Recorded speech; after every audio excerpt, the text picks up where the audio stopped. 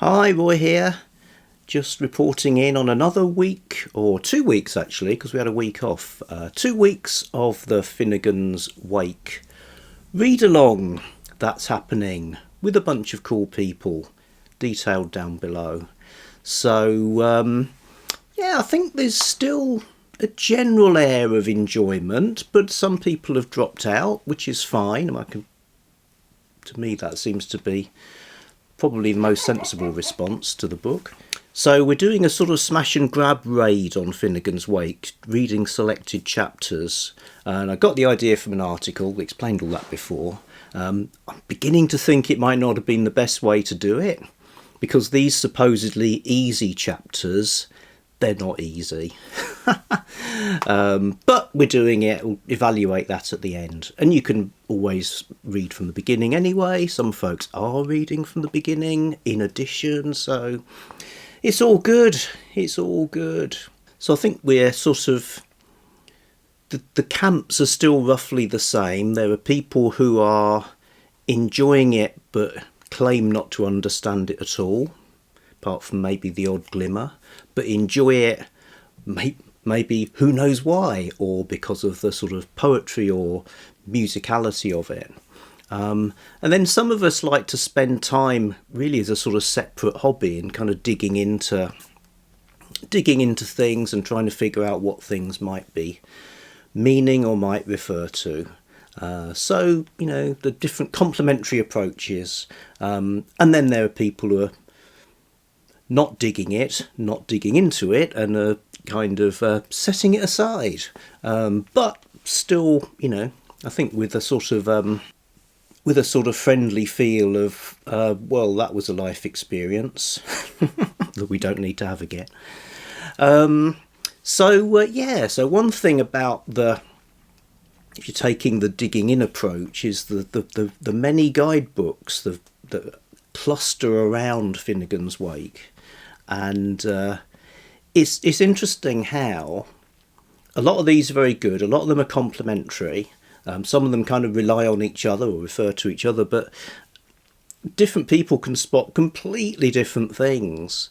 You know, so it's almost like Finnegans Wake, the book by James Joyce, it's like source material that people use to create their own work. You know, so Joseph Campbell, he's basically writing about mythology. He's drawing on Finnegans Wake to do that.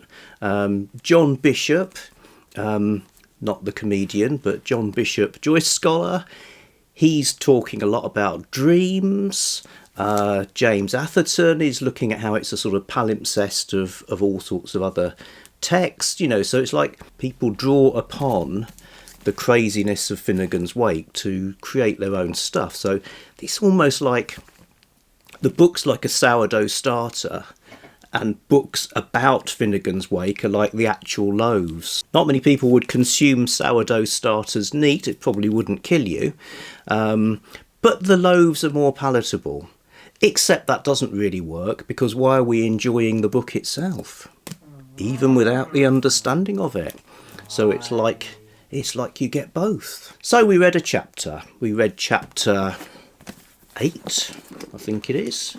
And this is about Anne Olivia Plurabelle. And to me, it's a massive favourite. I would sort of recommend it if you're only going to ever really think, I just want to read a bit of this book to get a sense of it. I'd probably say that one. Maybe read it, maybe listen to it. Yeah, talking of people not liking Finnegans Wake, though, tangent, I read a bunch of reviews from 1939 when the book came out, which are all basically negative, sometimes with a little bit of faint praise built in.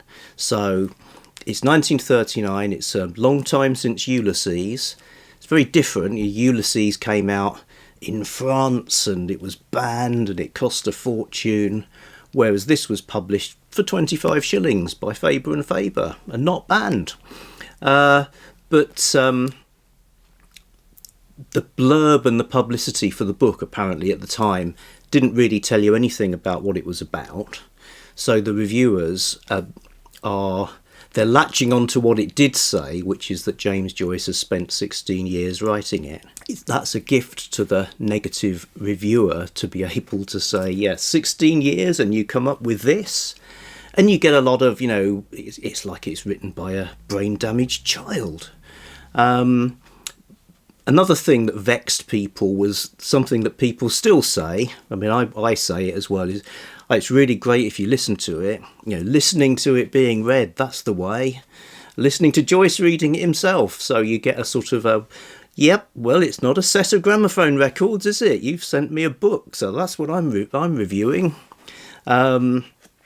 So, yes, people, including Malcolm Muggeridge, who was a sort of a British public intellectual who was still quite famous in my youth, so much so that he was imitated by comedians. They weren't liking it. But anyway, back to us. They wouldn't have liked it either. We're liking it. A lot of us really liked the Anna Livia Plurabelle chapter. It's very wet. It has the universal river in it. It has hundreds of rivers in it. So it's all about the water. There's lots I love about it. I love how there are two washerwomen talking to each other. I love how their voices are done, how they start off close together because the river's quite narrow, and then they get further and further apart as the day wears on, and the river widens as it gets nearer the sea.